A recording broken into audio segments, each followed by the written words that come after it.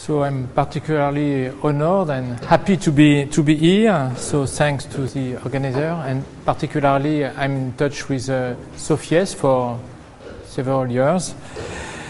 I'm going to present you the biorefinery of Pommag-Bazancourt, located near Reims. Reims is the capital of the Champagne, but I'm not here for representing the Champagne industry, but the agro-industry, which is a big industry in our area.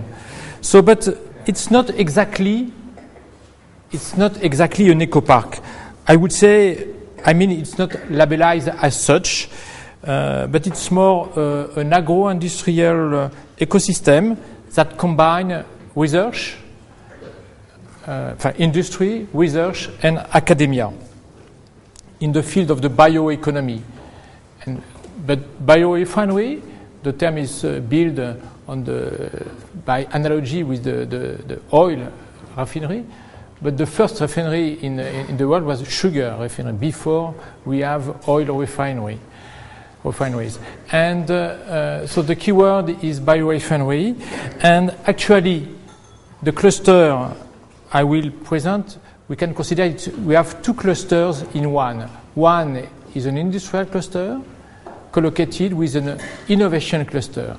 And these two clusters in one are also part of a biggest one, and the name of this biggest one cluster is IAR, Industry and Agro Sources, that is a pole of competitiveness. In France, we set up several, 70 poles of competitiveness in 2005, and Industry and Agro Sources, IAR, is one of them.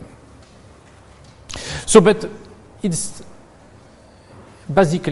a story of farmers, and it's a story of cooperation. So some words on the company in which I work. So ARD is part of this cluster. ARD is a research center that belongs to farmers within through their cooperatives. We have two main players, Cyclae, and behind Cyclae we have Champagne Céréales, so it's a huge cooperative in the field of cereal, and we also have Cristal Union, the second sugar producer in France. And the target of ARD is to set up new businesses, and we already have some success. We got some successes with Soliance. Soliance is a spin-off of ARD in the field of cosmetic. So we produce cosmetic active from biomass, from agricultural products, and the turnover of Soliance is roughly 20 million euros. We also set up another spin-off with Oleo in the field of the surfactants. We produce surfactants made from sugar and from oil. We also are shareholder of Futurol. Futurol is a project, the French project for trying to produce ethanol from cellulosic material, and we are also part of FRD. It's a research center not located on site, but deal with fibers. So who we are, a private, so it's already done, always said. Okay. So our activities are in the field of biomass fractionation, in the field of industrial biotechnology, bio-based chemistry, and environment. So we have 4 teams, and we are 100 people. And the main technology we work on this site is around fermentation. So we have a lot of sugar, and our main target is to produce fermentable products from sugar. So basically we produce ethanol, but we try to produce a lot of products, and part of them are go to cosmetics, for instance. Okay, so we are part of IAR, that is the pole of competitiveness dedicated to the valorization of agro-resources. We are located in the north of France. It's a common project for 2 regions, Champagne-Ardenne and Picardy. roughly 200 companies are involved, and we are located in Champagne-Ardenne. Okay, and as I mentioned, a big issue in Europe today is to develop a new bioeconomy, an economy based on biomass from forestry or for agriculture. So the biorefineries will be the cornerstone of the new bioeconomy, and we address a lot of types of markets, from food market, of course, but also for non-food markets. And today we are fully involved in a big new project at European level, a new PPP in the field of the bioeconomy, and the name of this PPP is Biobase for Growth, and 40 companies are involved in this project for Horizon 2020. So it's a picture to show a global view of our site. So we are located in the north of France. So as I mentioned, in the perimeter of the cluster IAR. Okay, it's more clear on this picture. So on the backstage we have the industrial complex. I can use with a sugar beet refinery. So in red we have the industrial partners, and in blue the research partner. So here the sugar refinery. We also have a plant where we transform wheat into starch and glucose, and we also have an ethanol plant with 2 lines, one dedicated to cereal and the other one dedicated to sugar beet. And in the first stage we have the innovation part of this site. Globally, the surfaces, the area of this site is less than 200 hectares. It is the size of a farm in the vicinity.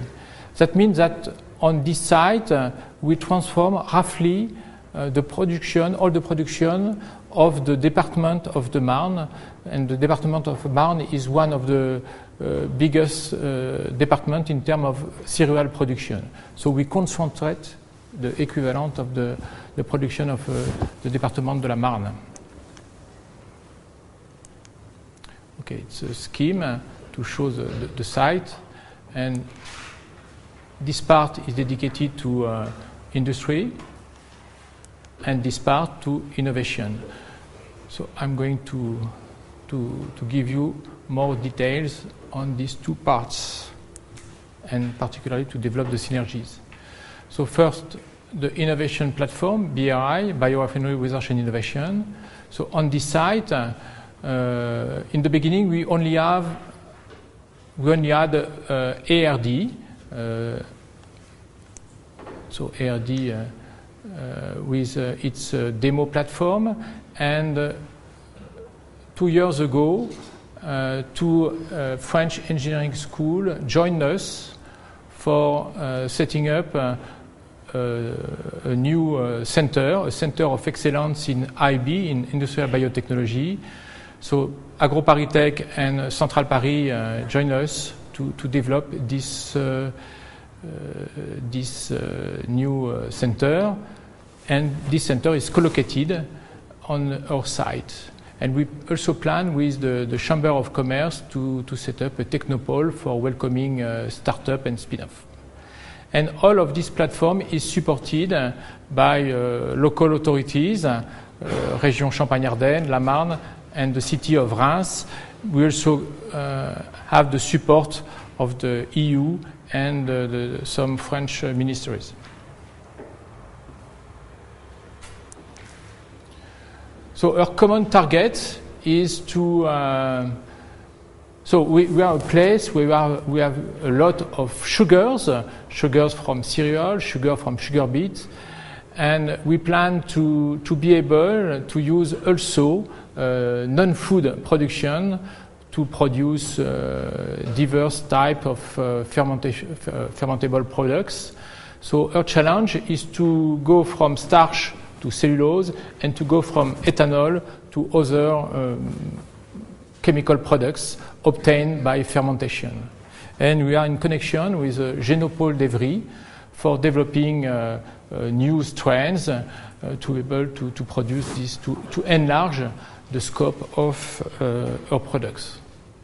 So it's a common target for applied research and also for academic research to be able to manage these two shifts, so from starch to cellulose and from ethanol to other building blocks.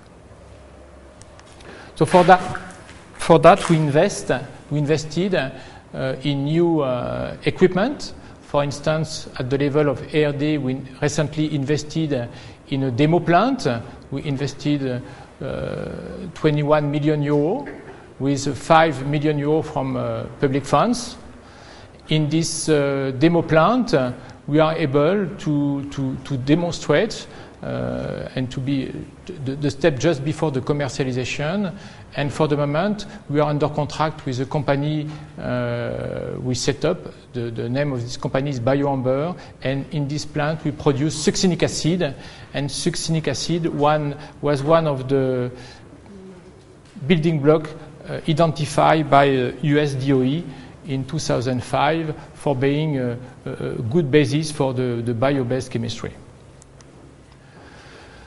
So it's still a project, but in 2 years we will be able to install our academic colleague in a new building co-located close to our research center. And as I mentioned, on our site we also have the only one pilot in France for trying to set up a process. It's equivalent of Inbicon in Denmark.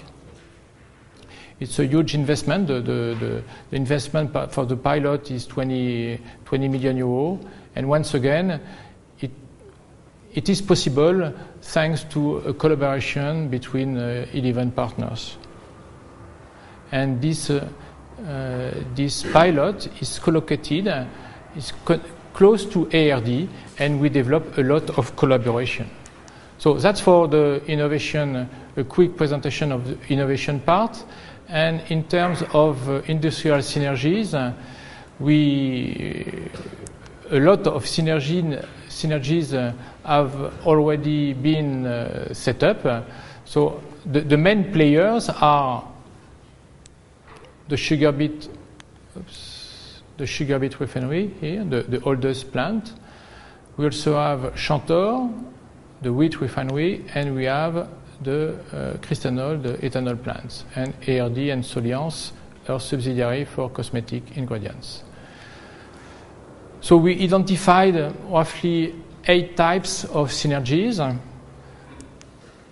One of them is water synergy. So when you produce sugar from sugar beet, you produce a lot of water. So we have 80% of water in a sugar beet.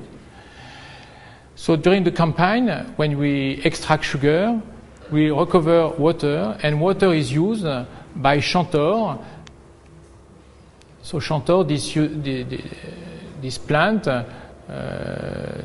transform wheat into glucose and water, and it needs water, and the water comes from the sugar beet. So it's the benefit is to avoid to withdraw groundwater and to save energy.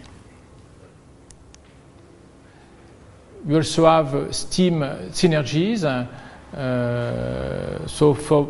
So with this system, we are able to develop mutual help, and the benefit is the reliability of industrial tools.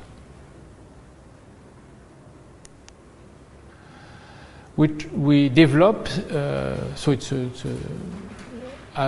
terms of waste management, we develop synergy for the management of effluent. So each company is responsible for the water treatment, but after that, we have a mutual management of the water before spreading in the field in the vicinity. So we close the loop with the water, but after a treatment, and we have a common management. And we also have a specific association for of agronomic people for making a responsible fertilization. We also have product synergy. Some products. So in the ethanol plant, we use cereal that come directly from the field. We also use sugar beet, but we also use some co-products coming from the wheat refinery. So before that, this co-product was sent outside, and being able to use this co-product on site avoid long distance transportation. And the next project is to build a biomass CHP, combined heat and power, for being able to produce energy from non-fossil resources. We already have a biomass steam producer, production plant on the Christenol plant here, and we plan to add a new combined heat and power plant, but mutualized for the site. We also have R&D synergy. We have cooperative research program between the different shareholders of ARD. And one of the most elegant collaboration on site in terms of R&D is for producing succinic acid. For producing succinic acid, we need sugar. So in the first phase, we produce biomass on sugar. In the second phase, we produce succinic acid under CO2, and the CO2 comes directly from the ethanol plant. And Air Liquide set up a specific plan for being able to capture CO2 and use it for producing succinic acid.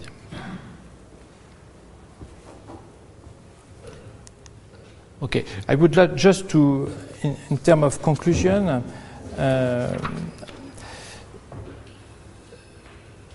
so two things are important for us to consider and to integrate: the time. So the sugar beet refinery was built in 1953, so it takes a long time. So that means we need a strong determination to develop such an ecosystem. So we have to consider time and the spirit of collaboration. So at this stage, all has been done more by common sense than by calculation.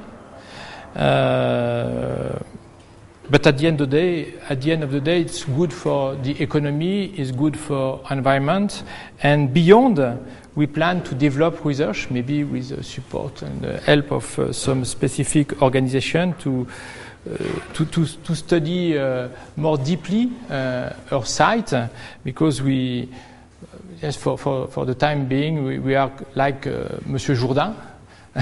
It's only a question of common sense, not a question of planification. And but we also have, so I didn't mention that, but we have a lot of connection with the population around the site, because when you have such a huge site, there is some trouble. The number of trucks, for instance, during the campaign, it smells not the flower every day, so we have to develop contact with people around, and we set up a panel of citizens to detect the level and the type of odor, to be able to intervene rapidly and to prevent the development of some disagreements. So I can continue. I'm not specialist of this type. We don't have exactly a specific appellation we are not labelized at EcoPark, but why not? It could be a good, and thanks to Sofies to consider us like an EcoPark. So for us, it's basically a question of common sense. Thank you.